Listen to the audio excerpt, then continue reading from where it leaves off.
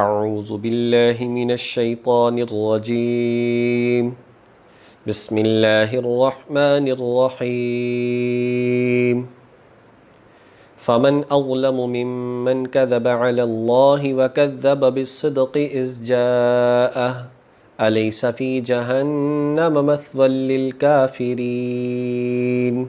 صدق اللہ العظیم۔ خلاصہ قرآن حکیم کے حوالے سے آج ہم پارہ نمبر 24 کا خلاصہ پڑھ رہے ہیں۔ سورہ زمر کا آغاز پارہ نمبر 23 میں چل رہا تھا اور اسی کا کچھ حصہ پارہ نمبر 24 میں ہے۔ اللہ تعالیٰ نے 24ویں پارے کے آغاز میں ارشاد فرمایا کہ ساری دنیا کے انسان دو طرح کے ہیں۔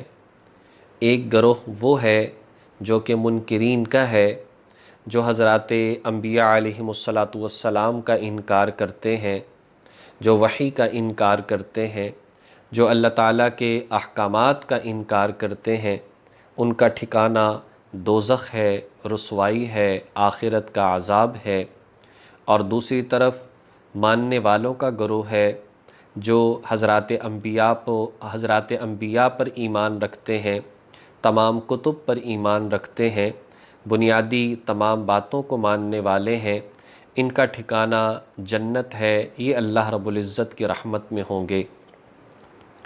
آگے ارشاد فرمایا کہ انسان کو چاہیے لا تقنطوا من رحمت اللہ، اللہ تعالیٰ کی رحمت سے مایوس نہ ہو، اس لیے کہ اللہ رب العزت کی رحمت سے صرف کافر مایوس ہوتا ہے، مسلمان کبھی اللہ تعالیٰ کی رحمت سے مایوس نہیں ہوتا۔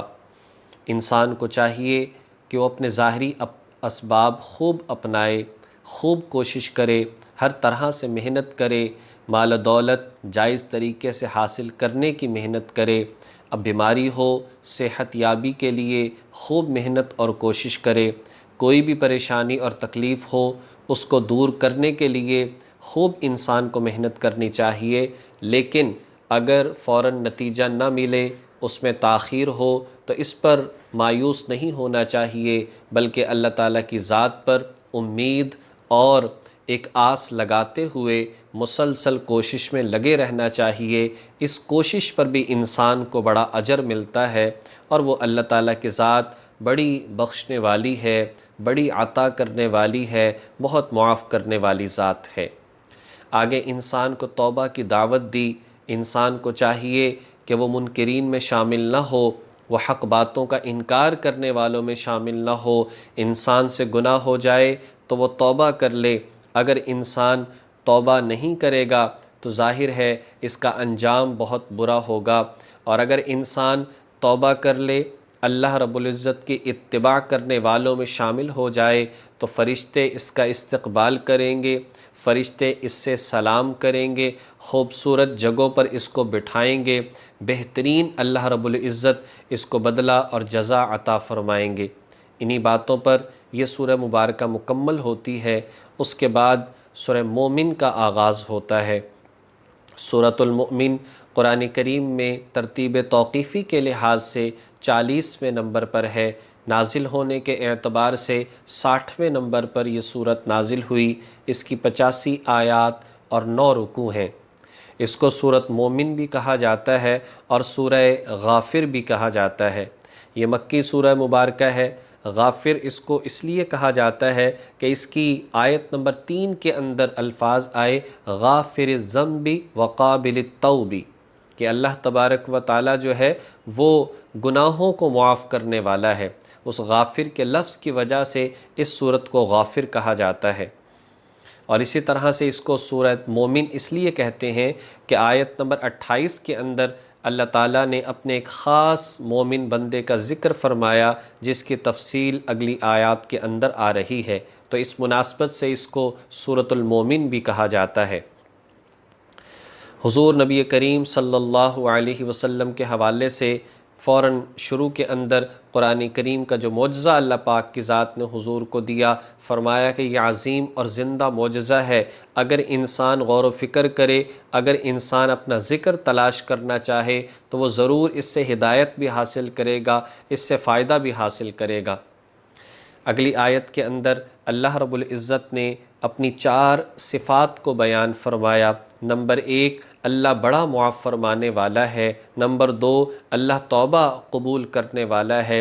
انسان سے چاہے کیسا بھی گناہ ہو جائے، انسان سچے پکے دل سے 1 نمبر توبہ کرنے والا ہو، اللہ معاف بھی فرما دیتا ہے، بلکہ التائب من الذنب کمن لا ذنب لہ، اگر انسان صحیح توبہ کر لے تو اللہ گناہ مٹا دیتا ہے اور ایسے بنا دیتا ہے جیسے اس نے گناہ کیا ہی نہیں۔ اگر تو وہ کسی انسان کا حق ہے، حق مارا، امانت میں خیانت کی اور ادا نہیں دی، اور قرض کسی کا واپس نہیں کیا، اسی طریقے سے کسی کی غیبت کی، کسی کو تکلیف پہنچائی، ظاہر ہے اس سے معاف کروانا ضروری ہے، اور انسان کے جو اپنے فرائض ہیں ان کی قضا ضروری ہے۔ پھر انسان اس بات پر توبہ کرے تو اللہ رب العزت ایسے توبہ کرنے والے کو بڑا پسند فرماتے ہیں۔ نمبر 3، اللہ تعالیٰ اگر تم باز نہیں آؤ گے تو سخت عذاب اور سخت سزا دینے والا بھی ہے۔ نمبر 4، اللہ تعالیٰ اپنے بندوں پر بہت فضل اور رحمت فرمانے والا ہے۔ آیت نمبر 7 اور 8 میں فرمایا، اہل ایمان کے لیے وہ فرشتے جو خانہ کعبہ کا طواف کرتے ہیں، وہ فرشتے خاص طور پر جو کہ عرش والے فرشتے ہیں، وہ اللہ کا جہاں ذکر کرتے ہیں وہاں ایمان والوں کے لیے 5 دعائیں بھی کرتے ہیں۔ اللہ رب العزت ہمیں ایسا بنا دے کہ ہم ان فرشتوں کے دعاؤں کے اندر شامل ہو جائیں، اس لیے کہ حدیث مبارکہ کا مفہوم ہے جس کے لیے فرشتے دعائیں کریں اللہ تعالیٰ اس کو عذاب نہیں دیا کرتا۔ وہ کون سے خوش نصیب لوگ ہیں؟ فرمایا کہ اللہ تبارک و تعالیٰ توبہ کرنے والوں، متبعین یعنی اللہ کے حضور توبہ کرنے والوں اور اللہ کی پیروی یا اللہ تعالیٰ کے احکامات کو ماننے والے، ان کی اللہ بخشش فرما دے گا۔ اور آگے فرمایا یعنی فرشتے گویا کہ یہ دعا کرتے ہیں کہ یا اللہ آپ سے جو توبہ کرنے والے ہیں، اتباع کرنے والے ہیں، یا اللہ ان کی بخشش فرما دیجئے۔ یا اللہ نمبر 2، یا اللہ ان کو دوزخ سے بچا لیجئے۔ نمبر 3، یا اللہ دائمی باغات میں ان کو داخل فرما دیجئے جس کا آپ نے ان سے وعدہ فرما رکھا ہے، یعنی کہ جنت۔ نمبر 4، یا اللہ ان کے گھر والوں میں سے جو نیک ہیں ان کو بھی ان کے ساتھ داخل فرما دیجئے۔ یعنی اس سے اندازہ ہوتا ہے انسان خود نیک ہے، گھر والوں پر بھی محنت کرنی چاہیے۔ بعض اوقات ہم کسی بچے کو حفظ میں داخل کرواتے ہیں اور کسی نیک اور اچھی تعلیم کے لیے داخل کرواتے ہیں، تب بھی خاندان اور گھر کے 2 طرح کے افراد ہوتے ہیں، کچھ حوصلہ افزائی کرنے والے ہوتے ہیں، کچھ حوصلہ شکنی کرنے والے ہوتے ہیں۔ جو لوگ حوصلہ افزائی کرتے ہیں اور تعاون کرتے ہیں تو اللہ تبارک و تعالیٰ پھر فرشتے دعا کرتے ہیں کہ یا اللہ یہ جو نیک لوگ ہیں جیسے یہ جنت میں جا رہے ہیں، ایسے ہی ان کے ساتھ گھر والے، ان کے ساتھ تعاون کرنے والے اور ان کے ساتھ بھلائی کرنے والوں کو بھی داخل فرما دیجئے۔ اور نمبر 5 فرمایا کہ یا اللہ انہیں قیامت کے دن کے عذاب سے بچائیے گا۔ آیت نمبر 10 کے اندر ارشاد فرمایا، جو انسان صحیح طریقے سے زندگی نہیں گزارتا، اپنی مرضی کے مطابق غلط عقائد کے ساتھ، غلط اعمال کے ساتھ زندگی گزارتا ہے، وہ دوزخ میں چلا جائے گا اور پھر وہاں پر چلائے گا اور وہاں پر جو ہے پکارے گا، دوزخ کے داروغہ مالک کو پکارے گا، تو اس وقت میں وہ مالک جو داروغہ ہے دوزخ کا، وہ کہے گا جیسے آج تم اپنے آپ سے نفرت کر رہے ہو کہ میں نے کس قدر ایک غلط زندگی گزاری ہے، جیسے آج تم اپنے آپ سے نفرت کر رہے ہو، اس سے کہیں زیادہ اللہ تعالیٰ اس وقت تم سے نفرت کرتا تھا جب تم حق کا انکار کیا کرتے تھے، جب تم ایک دعوت دینے والی نبی سے نفرت کیا کرتے تھے۔ اور اس کے بعد اپنے خاص ایک مومن بندے کا ذکر فرمایا، جو کہ خفیہ طور پر حضرت موسیٰ علیہ السلام پر ایمان لایا تھا، جب لوگوں نے مشورہ کیا حضرت موسیٰ علیہ السلام کو قتل کر دیا جائے تو یہ بندہ ظاہر ہوا اور کہنے لگا کہ یہ کیسا ہے، ایک ایسا بندہ جو اللہ کی طرف دعوت دینے والا ہے، جو اللہ کی طرف بلانے والا ہے، جو دنیا سے تمہیں کچھ نہیں چاہتا، کیا تم اسے قتل کرنا چاہتے ہو جبکہ اس کے پاس معجزات بھی ہیں، یعنی واقعتاً وہ اللہ کا سچا نبی ہے۔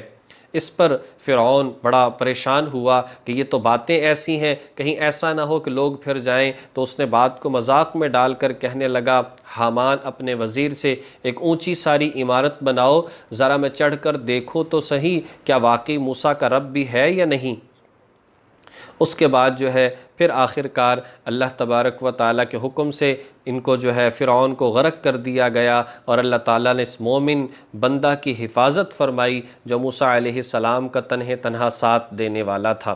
اللہ تعالیٰ نے اس کی حفاظت فرمائی، اور اس کے بعد پھر یہ بتا دیا کہ دیکھو اللہ نے اس مومن کو تو بچا لیا اور اس کے نام پر بلکہ صورت کو متعین فرما دیا، اور اس طریقے سے اللہ تعالیٰ آخر قیامت تک جو ہے قرآن کریم میں اس کا ذکر چلتا رہے گا۔ لیکن دوسری طرف فرعون جس نے حق بات کا انکار کیا، جس نے نبی کو پریشان کیا، النار یعرضون علیہا غدوا وعشیا، اس کو صبح و شام اس کے عذاب کے اندر زیادتی کی جاتی ہے اور دوزخ کا عذاب اس کو دیا جاتا ہے۔ پھر اس کے بعد فرمایا کہ اللہ تبارک و تعالیٰ پر جو ایمان لانے والے ہوں گے اللہ تعالیٰ ان کو بے شمار نعمتیں عطا فرماتا ہے، اور فرما دیتا ہے کہ ساری کی ساری کائنات اور اس کے اندر ساری چیزیں یہ سب اس میرے بندے کے لیے ہیں، ان کو جائز طریقے سے یہ استعمال کرے اور اللہ کا شکر بجا لائے۔ پھر انسان کی پیدائش کے مراحل کو ذکر فرمایا، اللہ نے کیسے مٹی سے نطفہ بنایا، نطفے سے خون اور خون سے لوتھڑا، پھر یہ کمزور سا بچہ بن جاتا ہے، پھر یہ حرکت کرنے والا بن جاتا ہے، اللہ نے اس کے دل کو بنا دیا، اللہ نے رگوں میں خون کو جاری فرما دیا، پھر بولنے کی قوت عطا فرما دی، درد بتانے کی قوت عطا فرما دی، عقل و فہم عطا فرما دی، اور 360 اس کے جوڑ بنا دیے، یہ جوان ہو جاتا ہے، پھر جوانی سے بڑھاپے کی طرف چل پڑتا ہے، کمزور پڑ جاتا ہے، نظر کمزور ہو جاتی ہے، جسم کمزور ہو جاتا ہے، اور آخر کار اس کو موت آ جاتی ہے۔ دیکھو تو صحیح اے انسان، اللہ کس چیز پر قادر ہے؟ جو اللہ طاقت دینے پر قادر ہے، جوان کرنے پر قادر ہے، وہی اللہ کمزور اور بوڑھا کرنے پر بھی قادر ہے۔ اس لیے جو اللہ کے ذات ان تمام چیزوں پر قادر ہے، وہ انسان کو دوبارہ پیدا کرنے پر، حساب کتاب پر بھی قادر ہے۔ جب اس بات کو ذکر کیا، اب ظاہر ہے کہ حشر کے میدان میں لوگ ہوں گے، جب عذاب کو دیکھیں گے تو اس وقت میں وہ توبہ کریں گے اور ایمان لائیں گے۔ فرمایا کہ اب یہ ایمان لانا تمہارا بیکار ہے۔ اس کے بعد سورہ حامیم السجدہ کا آغاز ہوتا ہے، جو کہ قرآن کریم میں ترتیب توقیفی کے لحاظ سے 41ویں نمبر پر ہے، نازل ہونے کے اعتبار سے 61 نمبر پر یہ صورت نازل ہوئی۔ اس کی 54 آیات اور 6 رکوع ہیں۔ اس صورت کو حامیم السجدہ بھی کہا جاتا ہے اور صورت فصلت بھی کہا جاتا ہے۔ یہ دراصل دو نام اس لیے بتائے جاتے ہیں، اس لیے کہ بعض اوقات عرب نسخوں کے اندر حامیم السجدہ نہیں بلکہ فصلت لکھا ہوا ہوتا ہے، اسی طرح سے سورہ مومن نہیں بلکہ غافر لکھا ہوتا ہے، اس لیے یہ دونوں نام بتائے جاتے ہیں۔ اور دونوں کی وجہ یہ ہے، حامیم اس لیے اس کو کہا جاتا ہے اس لیے کہ یہ شروع حامیم سے ہونے والی ہے، اور السجدہ اس لیے کہ اس کے اندر ایک آیت سجدہ ہے جس کی وجہ سے اس کو حامیم السجدہ کہا جاتا ہے۔ فصلت اس لیے کہتے ہیں، فصلت کتاب فصلت آیاتہ، اس کی کتاب کی آیتیں بہت واضح ہیں، یعنی اس کے الفاظ، اس کے معانی، مسائل کی تفصیل اللہ رب العزت نے بڑی وضاحت کے ساتھ بیان کر دی ہے۔ یہ صورتیں جو سورہ مومن سے شروع ہوئیں، اس سے پہلی والی جو صورت جس کا ترتیب نزولی آیت نمبر 60 تھا، ترتیب توقیفی 40 تھا، سورہ مومن، سورہ غافر، یہاں سے لے کر اور سورۃ الاحقاف تک یہ 7 صورتیں ہیں جن کو حوامیم سبعہ کہا جاتا ہے۔ حوامیم سبعہ، یہ 7 صورتیں، نمبر 1 سورہ مومن، نمبر 2 حامیم سجدہ، نمبر 3 شورى، نمبر 4 زخرف، نمبر 5 دخان، نمبر 6 جاسیہ اور نمبر 7 احقاف۔ یہ ترتیب کے ساتھ صورتیں ہیں۔ قرآن کریم میں ان کا ترتیب توقیفی بھی وہی ہے، ترتیب سے جو چل رہا ہے، یعنی کہ 40، 41، 42 اس طریقے سے چل رہا ہے۔ اور عجیب بات کہ نزولی ترتیب بھی اس کی اسی طریقے سے ہے۔ سورہ مومن کی 60 ہے، اس کے بعد حامیم سجدہ کی 61 ہے، اور پھر سورہ شورى 62، اور اسی طریقے سے احقاف 66 تک جو ہے یہ سلسلہ چلتا ہے۔ حضرت عبداللہ بن عباس رضی اللہ تعالیٰ عنہ فرمایا کرتے تھے، یہ آل حامیم ہیں، قرآن کریم کا مغز ہیں یہ صورتیں، یہ قرآن کریم کا مغز ہیں۔ ان میں اللہ تبارک و تعالیٰ نے اور اس سورہ حامیم السجدہ میں قصص کو بیان کیا، مواعظ کو بیان کیا، اللہ تعالیٰ کی ذات نے مثالیں اور اپنے احکامات جو ہے بیان فرمائے، اور کہا کہ اس کے باوجود کچھ لوگ ایسے ہیں، اتنی تفصیلات کے ساتھ بیان کرنے کے باوجود وہ لوگ اندھے، بہرے اور گونگے بنے ہوئے ہیں۔ آیت نمبر 2 سے 6 تک ارشاد فرمایا کہ انسان، اللہ تبارک و تعالیٰ نے انسان کی بھلائی کے لیے انبیاء کو بھیجا۔ وہ جو نبی آتا ہے اس کے اندر بھی ایک انسان کی طرح تقاضے تو ہوتے ہیں، لیکن اس پر اللہ تعالیٰ وحی نازل فرماتا ہے۔ نبی نے خود فرما دیا، مجھ پر اللہ رب العزت وحی نازل فرماتا ہے۔ اس کے بعد قوم عاد کا واقعہ ذکر فرمایا، بڑی طاقتور قوم تھی، ایک شخص ان کا ایسا ہوا کرتا تھا کہ وہ پہاڑ کو توڑ دیا کرتا تھا۔ تو اللہ تبارک و تعالیٰ نے جب انہوں نے تکبر کیا، غرور کیا، تو ہوا چلی ان پر جو 7 دن چلتی رہی، جو تیز اور ٹھنڈی تھی، اور ان کو اس کے ذریعے سے ہلاک کر دیا گیا اور زمین پر اٹھا کر پٹخ دیا گیا۔ آیت 17 میں قوم سمود کا واقعہ ذکر فرمایا، بڑی مال و دولت والی قوم تھی، اللہ نے بہت کچھ دیا لیکن تکبر کیا، حق بات کا انکار کیا، ایک زوردار چنگھاڑ اور زلزلے نے ان کو ہلاک کر دیا۔ اس کے بعد آیت نمبر 30-31 کے اندر ارشاد فرمایا، دیکھو جب تم رب پر ایمان لا چکے ہو تمہیں چاہیے کہ اس پر ثابت قدم رہو، اس ایمان کی قدر کرو، اور اس کے بعد اللہ رب العزت کی مرضی کے مطابق زندگی گزارو، تو اللہ تعالیٰ تمہیں تمہاری مرضی کے مطابق آخرت میں زندگی عطا فرمائے گا۔ آیت نمبر 46 کے اندر ارشاد فرمایا، دیکھو جو برے اعمال کریں گے اس کا وبال انہی پر ہوگا، اور جو اچھے اعمال کریں گے اللہ رب العزت اس کا بہترین بدلہ عطا فرمائے گا۔ وَمَا رَبُّكَ بِظَلَّامٍ لِّلْعَبِيدِ، اللہ اپنے بندوں میں سے کسی پر کبھی ظلم نہیں فرماتا۔ اللہ تبارک و تعالی ہمیں ان تمام مضامین کو سمجھ کر عمل کرنے کی توفیق نصیب فرمائے۔ وآخر دعوانا ان الحمد للہ رب العالمین۔